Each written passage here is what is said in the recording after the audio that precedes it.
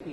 तो पूरे मसले पर पहले कांग्रेस का स्टैंड क्लियर कर दीजिए, अभी क्या आप लोग कह रहे हैं? देखिए, जो अंत्योदय स्कीम थी वो गरीबों में सबसे गरीब लोगों के लिए थी, जिनको 35 किलो राशन देने का हम लोगों ने प्रावधान था, कानून में ही था।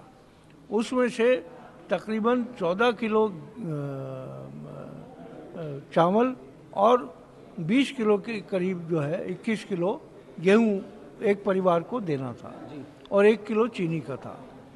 ये 90,000 वो लोग हैं जिन्हें वंचित रखा।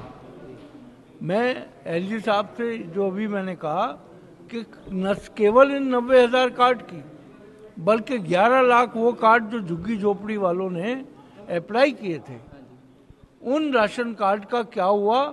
10 साल से एक नया राशन कार्ड नहीं बना है।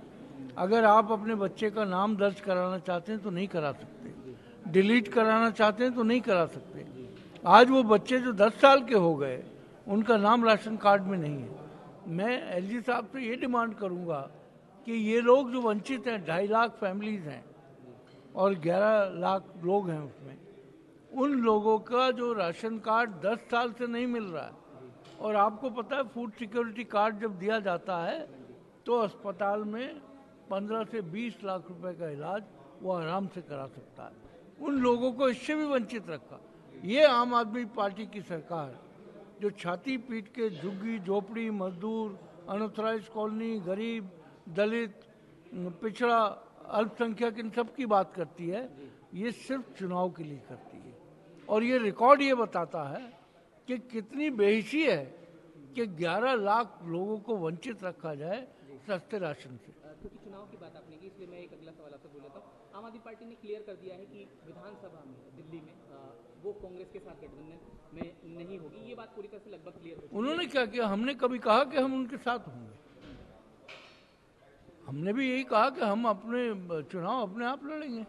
कांग्रेस पार्टी का हमेशा, दिल्ली कांग्रेस का ये स्टैंड रहा है। हमारा जो उनसे अलायंस है वो नेशनल लेवल पे है, लोकसभा में था, और दिल्ली के अंदर हम बिल्कुल सारी सीटों पर चुनाव लड़ेंगे। एक और मसला, बस लास्ट सवाल है, इंपॉर्टेंट है इस समय, दिल्ली के पॉल्यूशन को लेकर गोपाल राय ने कहा है कि पिछले 2 सालों की तुलना में वो कम हुआ है। हालांकि सुप्रीम कोर्ट ने आज ही पंजाब और हरियाणा के मुख्य सचिवों को देखिए, गोपाल राय हों चाहे आतिशी जी हों, कितना झूठ बोलेंगे दिल्ली के लोगों से पिछले 10 साल में जो बोला है।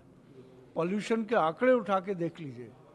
ऑड इवन करते हैं, ऑड इवन में नौजवान लोगों को कहते हैं कि केजरीवाल का फोटो लेके खड़े हो जाओ, ऑफ एंड ऑन करो। आप मुझे बताइए क्या उसका कोई लाभ हुआ? सिवाय पब्लिसिटी स्टंट के, सिवाय इस चीज़ के, वो स्मॉग टावर जो 22 करोड़ की लागत से बना है, आज बात कर रहे हैं कि वो सीडिंग होगी, बारिश केंद्र सरकार नहीं कर रही है। क्या ये संभव है? इसकी कोई स्टडी कराई गई है कि पूरी दिल्ली में बारिश होने लगेगी? आपका जो सड़कों से जो मिट्टी उड़ती है, जिसको आपने गांव बना दिया इस शहर को, जो आप लंदन बनाने की बात करते थे, आज वो गांव से भी बदतर बना दिया है आपने। ये जो धूल उड़ती है, ज़्यादा केमिकल जो हमारे लंग्स में जाते हैं वो इसके माध्यम से जाते हैं। और इसी तरीके से आप पूरी दिल्ली के अंदर कहीं चले जाएं, मलबे के अंबार हैं, हवा तेज चलेगी तो आपके फेफड़ों में जाएगा। पहले रोते थे कि ये गुलाबी फेफड़ा हिमाचल का, ये काला दिल्ली का है, और पूरी दिल्ली की मैं मैकेनिकल स्वीपिंग कराऊंगा। कहाँ है वो वादा?